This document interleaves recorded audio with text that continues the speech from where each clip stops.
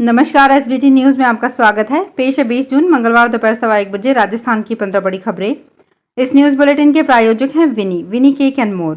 सबसे पहले एक नजर डालते हैं आज के हेडलाइंस पर। पीएम मोदी 3 दिन के अमेरिका दौरे पर रवाना, बाइडेन के साथ करेंगे डिनर। अहमदाबाद में भगवान जगन्नाथ की रथ यात्रा शुरू, गृह मंत्री अमित शाह ने की मंगला आरती। बिलाड़ा नगर पालिका का जेईएन 10,000 रिश्वत लेते ट्रैप। 5 राज्यों में विधानसभा चुनाव के लिए भाजपा सीएम फेज घोषित नहीं करेगी और भारत ने वियतनाम को गिफ्ट की कृपाण मिसाइल। और अब खबरें विस्तार से। प्रधानमंत्री नरेंद्र मोदी आज मंगलवार सुबह अपने 3 दिन के अमेरिका दौरे पर रवाना हो गए। ये उनकी पहली स्टेट विजिट है। अमेरिका के राष्ट्रपति जो बाइडेन ने उन्हें स्टेट विजिट के लिए आमंत्रित किया है। वो अब तक के दूसरे भारतीय प्रधानमंत्री और तीसरे बड़े नेता हैं जिन्हें अमेरिका ने इस विजिट के लिए आमंत्रित किया है। इससे पहले 1963 में राष्ट्रपति सर्वपल्ली राधाकृष्णन और 2009 में मनमोहन सिंह स्टेट विजिट पर अमेरिका गए थे। ओडिशा के पुरी में भगवान जगन्नाथ की रथ यात्रा दोपहर में शुरू होगी। वे बड़े भाई बलभद्र और बहन सुभद्रा के साथ तकरीबन 2.5 से 3 किलोमीटर दूर गुंडीचा मंदिर जाएंगे, जो कि उनकी मौसी का घर माना जाता है।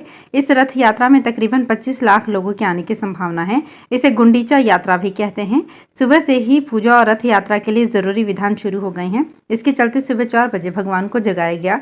श्रृंगार के बाद आरती और खिचड़ी का भोग लगाया गया। मंदिर के बाहर तीनों रथों की पूजा की गई। जोधपुर जिले में बिलाड़ा नगर पालिका के जेईएन पप्पूराम बैरवा को एसीबी स्पेशल यूनिट ने पट्टा बनाने के एवज में 10,000 रुपये रिश्वत लेते गिरफ्तार किया। एसीबी निरीक्षक पुलिस अनु चौधरी ने बताया कि गणपत ने शिकायत दी कि नगर पालिका बिलाड़ा में पिता के नाम से पट्टा जारी हुआ है। इसका कुछ क्षेत्रफल बढ़ाकर कच्ची बस्ती योजना में अपने नाम से पट्टा जारी करवाने के लिए नियमन शुल्क और लीज राशि की आवेदन फाइल 26 मई 2023 को जमा करवाई गई थी। जेईएन पप्पूराम बैरवा ने मौका रिपोर्ट से लेकर पट्टा देने के एवज में 10,000 रुपये मांगा। जेएन ने नगरपालिका परिसर में सोमवार को जैसे ही ये राशि ली, एसीबी ने उसे दबोच लिया। मई 2023 में कर्नाटक में हुए विधानसभा चुनाव में भाजपा राज्य में दोबारा सरकार नहीं बना सकी। कांग्रेस ने यहां बहुमत हासिल किया था। मध्य प्रदेश, राजस्थान, छत्तीसगढ़ समेत 5 राज्यों में होने वाले चुनाव को लेकर भाजपा के केंद्रीय नेतृत्व ने रणनीति तैयार कर ली है। इसमें 2 बातें अहम हैं। पहली ये कि 5 राज्यों में चुनाव सामूहिक नेतृत्व में लड़ा जाएगा, यानी किसी भी नेता को सीएम फेस के रूप में प्रोजेक्ट नहीं किया जाएगा। दूसरी बात यह है कि स्थानीय मुद्दों पर फोकस रहेगा। रक्षा मंत्री राजनाथ सिंह ने वियतनाम को स्वदेशी मिसाइल कृपाण उपहार देने की घोषणा की है। रक्षा मंत्री ने सोमवार को नई दिल्ली में वियतनाम के रक्षा मंत्री जनरल फान वान गैंग के साथ बातचीत की। इसके अलावा वियतनाम के रक्षा मंत्री ने डीआरडीओ मुख्यालय का भी दौरा किया। राजस्थान कर्मचारी संयुक्त महासंघ एकीकृत ने मुख्य चुनाव आयुक्त को ज्ञापन भेजकर शिक्षकों की बीएलओ ड्यूटी रोटेशन से लगाने की मांग की है। बूंदी में महासंघ एकीकृत के संभागीय संयोजक अनीस अहमद ने ज्ञापन में लिखा कि बूथ लेवल अधिकारियों की नियुक्ति से स्कूलों की शिक्षण व्यवस्था चरमरा जाती है। शिक्षकों के परीक्षा परिणाम प्रभावित हो रहे हैं और बच्चों की पढ़ाई प्रभावित हो रही है। ज्ञापन में सुझाव दिया गया है कि एक विद्यालय से ही केवल एक ही शिक्षक की बीएलओ में ड्यूटी लगाई जाए। एक शिक्षक की ड्यूटी अधिकतम 2 वर्ष ही लगाई जाए। गणित, विज्ञान और अंग्रेजी विषय के वरिष्ठ अध्यापकों को बीएलओ नहीं बनाया जाना चाहिए। डूंगरपुर मुख्यमंत्री ने देवस्थान विभाग के अधीन आने वाले राजकीय प्रत्यक्ष प्रभार मंदिरों के अंशकालीन पुजारियों के मानदेय में वृद्धि के प्रस्ताव को भी मंजूरी दी है। इससे पुजारियों का मानदेय 2,000 रुपये प्रति माह से बढ़कर 5,000 रुपये प्रति माह हो जाएगा। अशोक गहलोत के इस निर्णय से पुजारियों को आर्थिक संबल मिलेगा। आत्मनिर्भर मंदिरों के अंशकालीन पुजारियों का मानदेय 3,000 रुपये से बढ़ाकर 5,000 रुपये पूर्व में ही किया जा चुका है। अब बजट का आवंटन किया जा रहा है। सीएम अशोक गहलोत ने इस बजट की घोषणा की थी। बाला साहेब ठाकरे की शिवसेना को टूटे हुए आज 1 साल पूरे हो गए हैं। 20 जून को ही एकनाथ शिंदे ने उद्धव ठाकरे से बगावत कर लिया था। इसके बाद उद्धव ठाकरे को महाराष्ट्र का मुख्यमंत्री पद छोड़ना पड़ा था। शिंदे गुट ने बाद में भाजपा के साथ हाथ मिलाया और राज्य में एकनाथ सीएम बने। उद्धव गुट के नेता अब 20 जून को विश्व गद्दार दिवस घोषित करने की मांग कर रहे हैं। संजय राउत ने कहा, हम महाराष्ट्र में हस्ताक्षर अभियान चलाएंगे और लाखों लोगों की सहमति से साइन किया हुआ लेटर संयुक्त राष्ट्र संघ को भेजेंगे।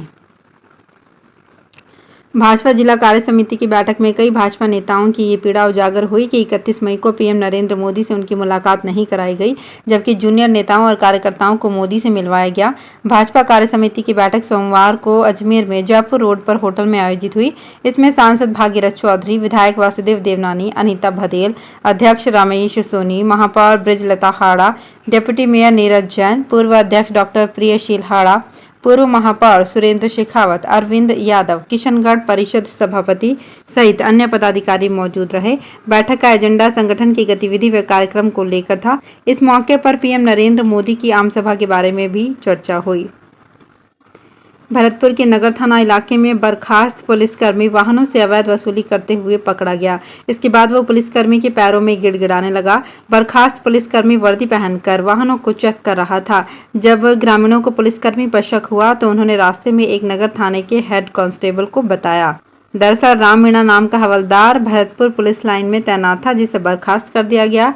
बर्खास्त पुलिसकर्मी अलवर के कठूमर का रहने वाला है। फ्यूजन ग्रुप की ओर से आयोजित राजस्थान के सबसे बड़े व प्रतिष्ठित ब्यूटी पेजेंट मिस राजस्थान के 25वें संस्करण के 3 दिवसीय इंटरव्यू राउंड का समापन गोपालपुरा स्थित होटल ग्रैंड सफारी में किया गया।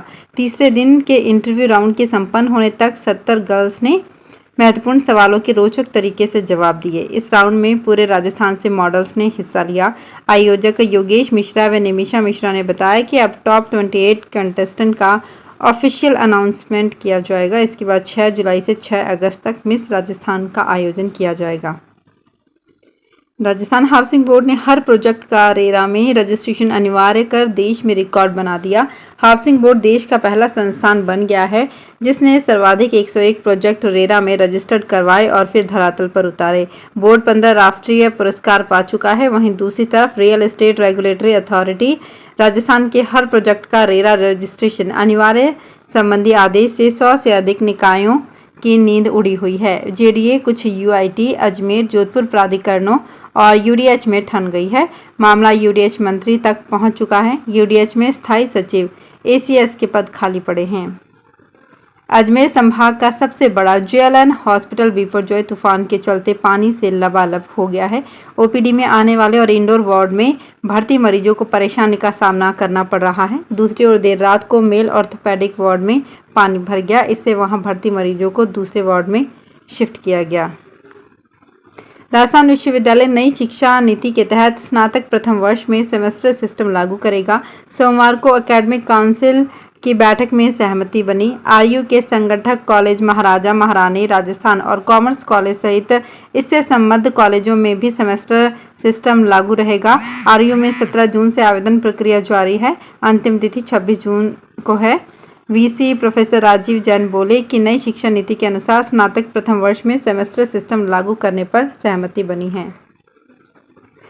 40 लाख तक की कार जो सेफ्टी फीचर से लैस है। दावा किया जाता है कि इंटेलिजेंस टेक्नोलॉजी बेस्ड इस कार को कोई चुरा नहीं सकता, लेकिन राजस्थान में एक ऐसे कार चोर गिरोह का खुलासा हुआ है जो महज 5 से 10 मिनट में महंगी से महंगी कार को चुरा लेते हैं, वो भी मोबाइल ऐप और एक लैपटॉप के जरिए।